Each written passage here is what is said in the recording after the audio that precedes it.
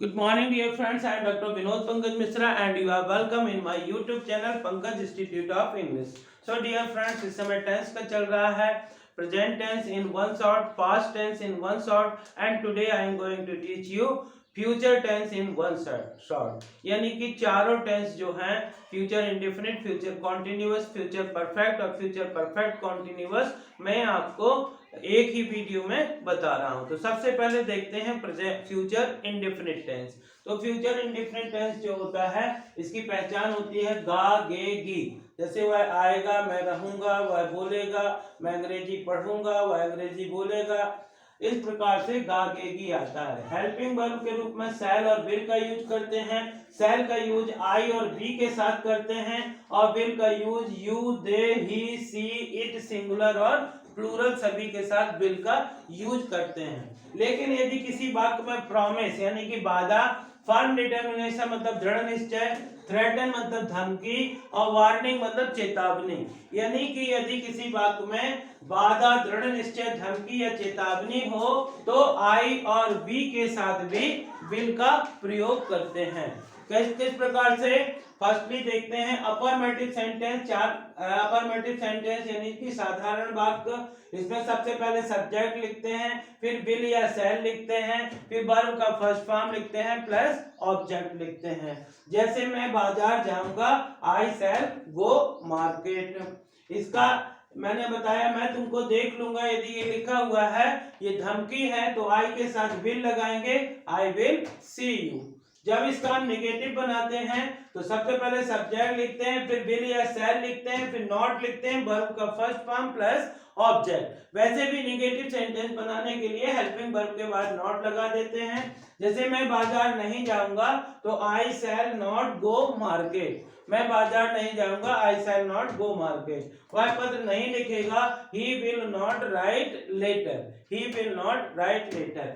जब interrogative sentence बनाते हैं तो विल या शैल प्लस सब्जेक्ट, वर्ब का first form plus object plus प्रश्नवाचक चिन्ह। जैसे क्या वह बाजार जाएगा, विल ही गो मार्केट। लेकिन यदि प्रश्नवाचक शब्द वाक्य के बीच में हो तो WH वर्ड पहले रखते हैं। जैसे वह कहाँ जाएगा, वेयर विल ही गो। वह कहाँ जाएगा, वेयर विल ही गो। वह कहाँ रहेगा, वेयर विल ही लिव। मैं आपकी मदद कैसे करूंगा, how will I help you. यानी कि यदि प्रश्नवाचक शब्द वाक्य के बीच में है तो हम WH वर्ड पहले रखते हैं। अब ये देखते हैं फ्यूचर इंडेफिनिट के बाद future continuous tense.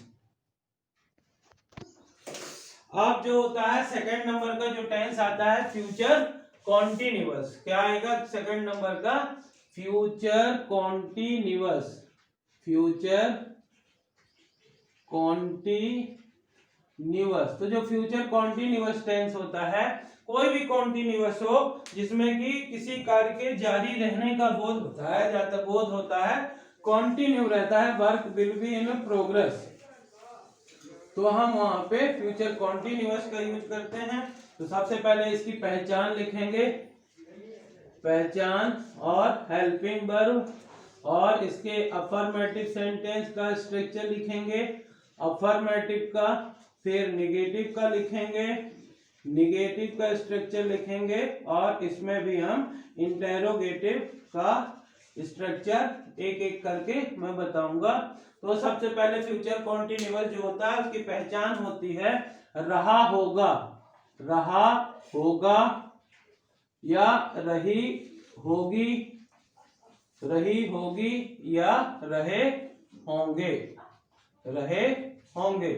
Helping verb के रूप में इसमें शैल बी और विल बी का यूज करते हैं। तो शैल बी लगता है आई और बी के साथ और विल बी लगता है ही, she, it, name, singular, singular और प्लूरल सभी के साथ हम विल बी का यूज करते हैं। अब सबसे पहले देखते हैं अफर्मेटिव सेंटेंस।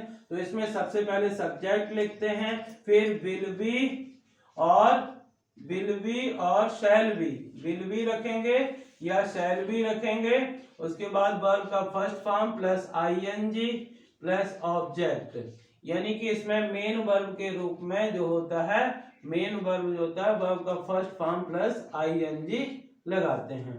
जैसे वह कार चला रहा होगा, वह कार चला रहा होगा। यदि ये सेंटेंस है तो ही लगाएंगे, ही विल बी, और चलाने को बोलते हैं drive, he will be driving car, he will be driving car. आपका मित्र आपकी मदद कर रहा होगा, आपकी मदद कर रहा होगा, तो हो जाएगा योर फ्रेंड, आपके मित्र को बोलेंगे your friend will be helping you. इस प्रकार से इसका अफर्मेटिव होता है। जब हम इसका नेगेटिव बनाते हैं तो नेगेटिव बनाते समय सबसे पहले सब्जेक्ट रखते हैं और विल और शैल के बीच में नॉट लगा देते हैं। विल या शैल रखेंगे, उसके बाद नॉट लगाएंगे, फिर बी लगाएंगे, फिर वर्ब का first form plus ING plus object.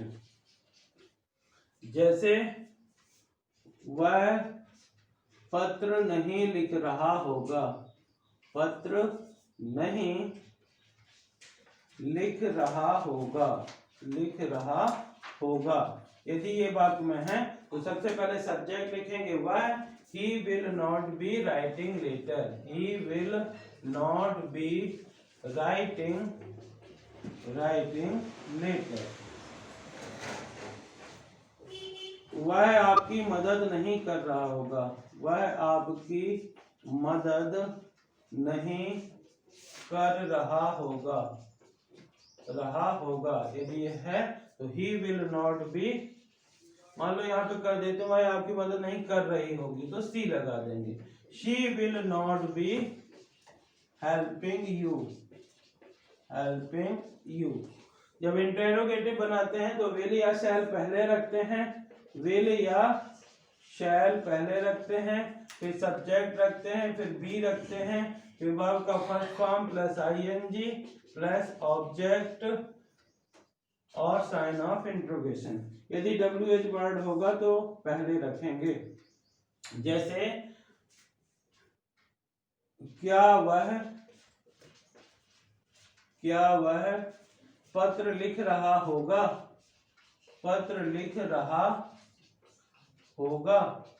हो जाएगा विल ही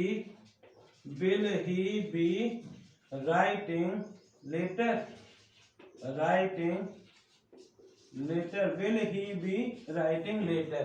यदि यही हो कि वह क्या कर रहा होगा, वह क्या कर रहा होगा, तो इसमें क्या की इंग्लिश पहले लिखेंगे, what will he be doing, what will he be doing. इस प्रकार से ये प्रेजेंट फ्यूचर कॉन्टिन्यूअस होता है। Affirmative sentence subject will be shall be verb का फर्स्ट फॉर्म प्लस आईएनजी। जब नेगेटिव बनाते हैं और इंट्रोगेटिव बनाते हैं तो जब हम अफर्मेटिव रखते हैं तो सबसे पहले subject will be shall be verb का फर्स्ट फॉर्म प्लस आईएनजी। जब नेगेटिव बनाते हैं तो सबसे पहले सब्जेक्ट रखते हैं, विल और शैल के बाद नॉट, फिर बी, फिर वर्ब का फर्स्ट फॉर्म। और जब इंट्रोगेटिव बनाते हैं तो ये स्ट्रक्चर से वाक्य को बनाते हैं। इस प्रकार से ये फ्यूचर टेंस का दूसरा पार्ट है। अब हम देखते हैं फ्यूचर टेंस का तीसरा पार्ट यानी कि future perfect tense. Future perfect tense, तो सबसे पहले परफेक्ट टेंस है यानी कि किसी कार्य के पूरे होने का बोध होता है। सबसे पहले इसकी भी पहचान लिखेंगे, पहचान लिखने के बाद हेल्पिंग वर्ब लिखेंगे, फिर अफर्मेटिव का स्ट्रक्चर लिखेंगे, अफर्मेटिव क्या होता है, और फिर इसका नेगेटिव लिखेंगे कि नेगेटिव कैसे बनाते हैं इसका, फिर इसका इंटेरोगेटिव लिखेंगे कि किस प्रकार से इंटेरोगेटिव लिखते हैं। तो वो जो फ्यूचर परफेक्ट टेंस होता है इसकी जो पहचान होती है, चुका होगा, चुका होगा, चुकी होगी, चुकी होगी, या चुके होंगे, लिया होगा, दिया होगा, लिया होगा या दी होगी, इस प्रकार से वाक्य में, जैसे उसने परीक्षा दी होगी या परीक्षा पास कर ली होगी या परीक्षा पास कर चुका होगा, तो इसमें शैल हैव और विल हैव दो हेल्पिंग वर्ब का यूज होता है। आई और बी के साथ शैल हैव और अदर्स के साथ विल हैव का यूज करते हैं। मेन वर्ब जो होता है इसमें हमेशा थर्ड फॉर्म का प्रयोग किया जाता है, मेन वर्ब के थर्ड फॉर्म का, क्योंकि जो भी परफेक्ट टेंस हो, चाहे कोई भी परफेक्ट टेंस हो, उसमें हम वर्ब का थर्ड फॉर्म लगाते हैं। अब सबसे पहले अफर्मेटिव का एग्जांपल देखते हैं। तो सबसे पहले सब्जेक्ट लिखते हैं, फिर विल या शैल लिखते हैं, फिर हैव लिखते हैं, फिर वर्ब का थर्ड फॉर्म लिखते हैं, प्लस ऑब्जेक्ट लिखते हैं। जैसे वह पत्र लिख चुका होगा, वह पत्र लिख चुका होगा, ये सेंटेंस है मान लीजिए, तो हो जाएगा he will have written later, verb का third form written later।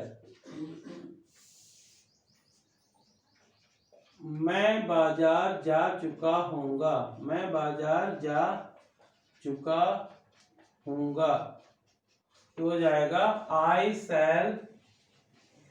I shall have, और जाने को go, I shall have gone market। इस प्रकार से ये हो जाएगा। जब हम इसका नेगेटिव बनाते हैं तो सबसे पहले सब्जेक्ट लिखते हैं, फिर विल या शैल लिखने के बाद नॉट लगा देते हैं, नॉट के बाद वर्ब का थर्ड फॉर्म प्लस ऑब्जेक्ट। जैसे लिखा है वह पत्र नहीं लिख चुका होगा, वह पत्र नहीं लिख चुका होगा, लिख चुका होगा, तो हो जाएगा he will not have written later, he will not have written later, he will not have written later। आप मेरी मदद नहीं कर चुके होंगे, आप मेरी मदद नहीं कर चुके होंगे, तो हो जाएगा you will not have helped me, यानी कि ये निगेटिव हो जाएगा। जब हम इसका इंटेरोगेटिव सेंटेंस बनाते हैं तो विल या शैल को पहले रखते हैं, फिर सब्जेक्ट लिखते हैं, फिर हैव लिखते हैं, फिर वर्ब का थर्ड फॉर्म लिखते हैं, प्लस ऑब्जेक्ट लिखते हैं, प्लस साइन ऑफ। यदि प्रश्नवाचक शब्द बीच में हो तो WH वर्ड को पहले लिखते हैं। जैसे क्या वह पत्र लिख चुका होगा, लिख चुका होगा, क्या वह पत्र लिख चुका होगा, तो विल ही हैव, विल पहले लगेगा, फिर सब्जेक्ट लगेगा, फिर have, will he have written letter. इसी को यदि हम बनाते हैं इंटेरोगेटिव बनाते हैं, जिसमें कि प्रश्नवाचक शब्द वाक्य के बीच में हो, जैसे वह क्या लिख चुका होगा, वह क्या लिख चुका होगा, वह क्या लिख चुका होगा, यदि ये सेंटेंस में है तो क्या बीच में आया है तो लिखेंगे what will he have written, what will he have written, वह क्या लिख चुका होगा, what will he have written. इस प्रकार से यदि प्रश्नवाचक शब्द वाक्य के बीच में हो, व्हाट, व्हेन, वेयर, व्हाई, तो विल या शैल के पहले लिखते हैं।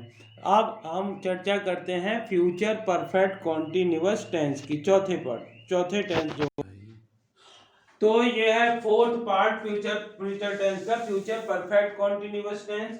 तो देखते हैं इसकी क्या पहचान होती है।